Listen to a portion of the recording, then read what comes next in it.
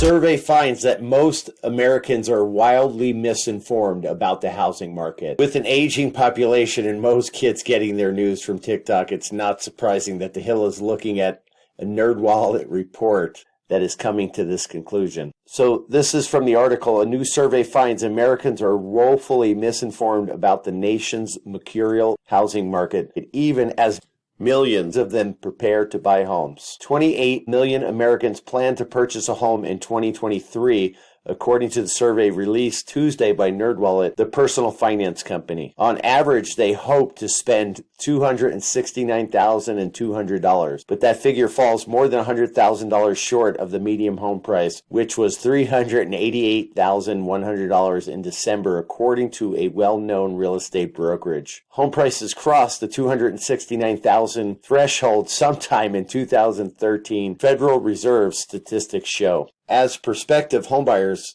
sound oddly optimistic about prices, that may be because they are pessimistic about the real estate market. 2/3 of American surveys said they expect an imminent crash. Wow, what a way to live. What a society our leaders have brought us to. The article goes on to say real estate economists do not. Lawrence Yun, chief economist for the National Association of Realtors, forecasts an average price of $385,800 this year, about the same as last year, while others are predicting a 4% drop, and that is bad news for sellers, but hardly a real estate crash. And of course, that remains to be seen because in Las Vegas, where I am a real estate agent, we've already seen about a 20 to 25% correction year over year and have given back all of the gains that we have seen in 2022. They go on to say home prices have already been falling, especially on the West Coast, and prices will fall in some cities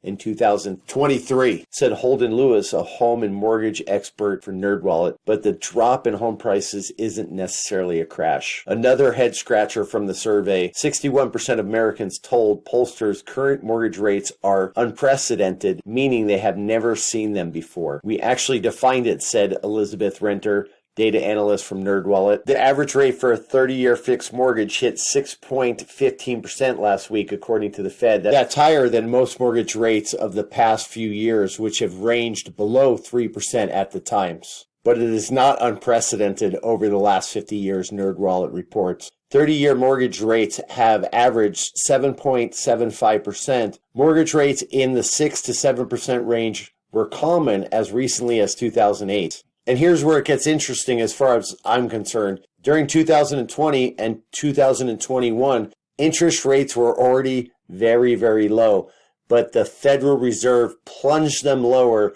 while doing the largest monetary experiment ever implemented in American history and printing 25 to 40% of the total money supply and flooding it into the market. And here's where the major disconnect came in, because while most Americans were buying luxury goods with their $1,800, their unemployment and stimulus checks and other government handouts, institutions and sophisticated investors took advantage of the rapidly rising home prices and asset prices, like in the stock market, creating an ever-widening wealth gap, while the average person didn't even notice the change. And because of all the distractions that are put out there for the American people, they still don't understand that home prices have risen rapidly. And while these dynamics are in place, institutional investors and corporations will only continue to get wealthier and wealthier, while the average distracted American is wholly unaware that the American dream is slipping further and further from their grasp. While institutions, corporations, and sophisticated investors are there ready to take it from them, all while they create the dynamics that allow this to happen. The article goes on to say homebuyers have basked in climates of historically low interest rates for decades. The Fed cut rates dramatically in the Great Recession of 2008 to stimulate the economy, a campaign that continued on and off throughout the COVID-19 pandemic. And of course, the article mentions the Great Recession. As we know, the housing market collapse that happened back then was caused by the powers that be when they relaxed lending standards to the lowest point that we have ever seen, allowing ninja loans, which means no income, no documentation loans, to be their predominant loan programs at that time, which caused home prices to soar, and then the inevitable crash that, again, the corporations and institutional investors took advantage of. So as the article continues, runaway inflation prompted a drastic series of hikes in 2022, which pushed mortgage rates back to normal levels, at least in a historical perspective. So again, another problem that the powers that be caused when they locked down the worldwide economy and printed money and told you to stay in your home, while the powers that be, corporation and institutional investors, were hard at work taking your money right out from under your nose. The article says the new survey of 2,051 American adults conducted by the Harris Poll for NerdWallet is the latest iteration of an annual poll pollsters have found overconfident home shoppers for several consecutive years. We know for the past 5 years, roughly 10% of Americans said they were going to purchase a home in the next 12 months, which is wildly optimistic, Renner said. Part of it could be that they are unaware of what's going on in the housing market. Nearly 30 million Americans plan to buy a home in 2023. In all likelihood, just a small percentage of them will actually succeed. Only 6 million existing homes sold in 2021. So that's right. So Americans do want to live the American dream of home ownership, but cannot keep up with the new crisis, or should we say tactics that are being implemented against them at an ever faster rate. The survey found more realism when they asked respondents how their home buying plans had panned out in 2022. 70% of Americans who had planned to buy a home in 2022 did not succeed. Some of them made offers that were not accepted. Others shelved their plans because they couldn't find affordable housing.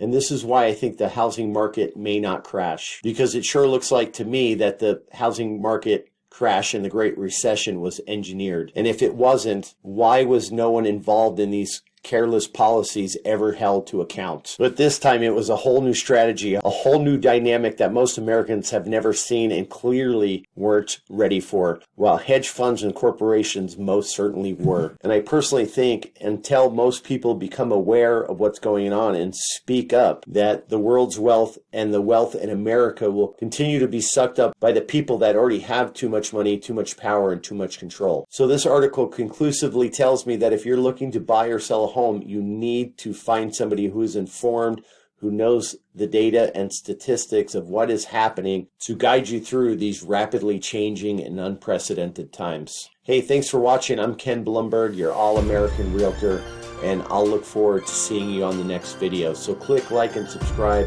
leave a comment, and I'll see you soon.